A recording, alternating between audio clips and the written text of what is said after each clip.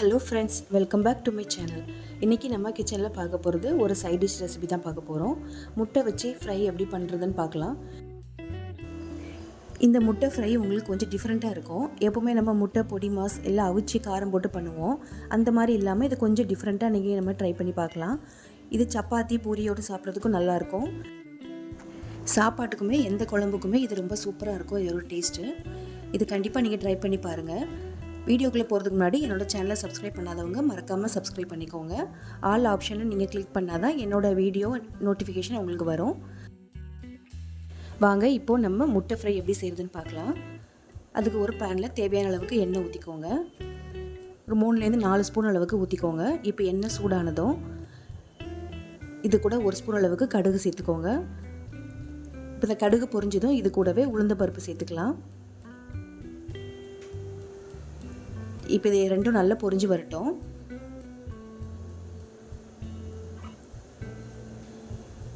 இப்போ நம்ம இது கூட 2 பச்சை மிளகாவை கீரி சேர்த்துக்கலாம். முழுசாக சேர்த்துறாதீங்க, முழுசாக சேர்த்தா ரொம்ப வெடிக்கும். அதனால் இந்த மாதிரி கீரி சேர்த்துக்கோங்க. கூடவே 4-5 பல் பூண்டு தட்டி சேர்த்துக்கோங்க. இதில் தட்டி போட்டாலே இதோட ஃப்ளேவர் நமக்கு நல்லா இறங்கி நல்லாயிருக்கும். இப்போ இது ரெண்டையும் நல்லா வதக்கிக்கலாம். இப்போ பூண்டு பச்சை மிளகாவும் நல்லா வதங்கினதுக்கப்புறமா 1/2 ஸ்பூன் அளவுக்கு மஞ்சள் சேர்த்துக்கோங்க. இந்த மஞ்சளை இப்போவே எண்ணெயில் நீங்கள் போட்டு நீங்கள் வதக்குனீங்கன்னா நல்லா நமக்கு கலர் கொடுக்கும். இப்போ இது கூட நம்ம கட் பண்ணி வச்சுருக்க வெங்காயத்தை சேர்த்துக்கலாம். நான் 2 பெரிய சைஸ் அளவுக்கு வெங்காயம் நல்லா சாப் பண்ணி எடுத்து வச்சுருந்தேன். நல்லா பொடிசாக கட் பண்ணிக்கோங்க. அப்போ தான் நமக்கு சீக்கிரமாக வதங்கி வரும்.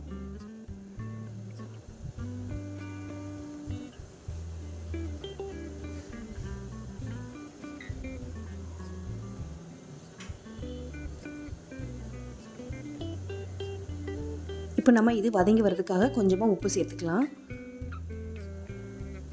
உப்பு சேர்த்துட்டு ஒரு வாட்டி கலந்து விட்டுட்டு இப்போ மூடி போட்டு வேக வச்சுக்கோங்க. அப்போ தான் நமக்கு சீக்கிரமாக வதங்கி வரும். மூடி போட்டு ஒரு 2 நிமிஷம் வரைக்கும் வதக்கிக்கோங்க. அது போதும் நமக்கு.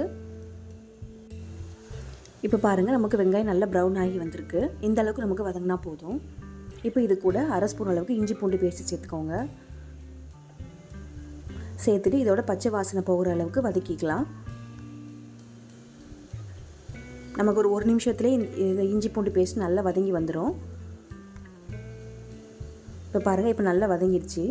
இப்போ இதில் மிளகாத்தூள்லாம் சேர்த்துக்கலாம். நம்ம உங்கள் காரத்துக்கு ஏற்ற மாதிரி சேர்த்துக்கோங்க. நான் 1 ஸ்பூன் அளவுக்கு காஷ்மீர் ரெட் சில்லி பவுடர் சேர்த்துருக்கேன். நம்ம ஏற்கனவே பச்சை மிளகாவும் சேர்த்துருக்கோம், நல்லா பார்த்து சேர்த்துக்கோங்க. கூடவே 1 ஸ்பூன் அளவுக்கு மல்லித்தூள் சேர்த்துக்கலாம். இது கூட 1/4 ஸ்பூன் அளவுக்கு கரம் மசாலா சேர்த்துக்கோங்க. சேர்த்துட்டு இதையும் நல்லா வதக்கி விட்டுக்கலாம். நம்ம ஏற்கனவே வெங்காயம் வதக்கும் போது நம்ம உப்பு சேர்த்துருக்கோம், அதனால் இப்போதைக்கு வேண்டாம். தேவைப்பட்டுச்சுன்னு அப்புறமா சேர்த்துக்கலாம். இப்போ பாருங்கள், நல்லா வதங்கி வந்துடுச்சு. நமக்கு மசாலாவோட பச்சை வாசனையும் போயிடுச்சு. நமக்கு மசாலாவோட பச்சை வாசனை போனால் தான் நமக்கு நல்லாயிருக்கும் சாப்பிட்றதுக்கு. இப்போ 2 நிமிஷம் கழித்து நம்ம வேக வச்சு கட் பண்ணி வச்சுருக்க முட்டையை நம்ம இதில் சேர்த்துக்கலாம். நீங்கள் முட்டையை எந்த ஷேப்பில் வேணாலும் நீங்கள் கட் பண்ணிக்கலாம். நான் ரவுண்டாக எடுத்திருக்கேன். நீங்கள் 4 கூட கட் பண்ணி சேர்க்கலாம். சேர்த்துட்டு கூடவே கொஞ்சமாக மல்லி இலை சேர்த்துட்டு பொறுமையாக கலந்து விடுங்க. ரொம்ப வேகமாக கலந்து விட்டிங்கன்னா முட்டையோட மஞ்சக்கரு எல்லாமே உடஞ்சி போயிடும். அப்புறம் ஒரு மாதிரி கொல கொலப்பாகிடும். அதனால் பொறுமையாக மிக்ஸ் பண்ணி விட்டுக்கோங்க.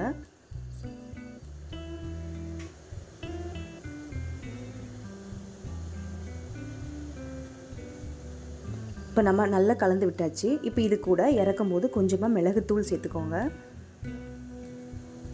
முட்டைக்கு எப்போவுமே மிளகுத்தூள் சேர்த்திங்கன்னா அதோட டேஸ்ட்டு ரொம்ப நல்லாயிருக்கும். சேர்த்துட்டு மறுபடியும் நல்லா மிக்ஸ் பண்ணி விட்டுக்கோங்க.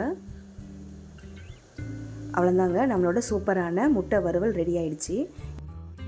இந்த மாதிரி முட்டை வறுவல் நீங்கள் கண்டிப்பாக ஒரு வாட்டி ட்ரை பண்ணி பாருங்கள். என்னோட இந்த வீடியோ உங்களுக்கு பிடிச்சிருந்துன்னா மறக்காமல் லைக் பண்ணி ஷேர் பண்ணுங்கள். தேங்க்ஸ் ஃபார் வாட்சிங்.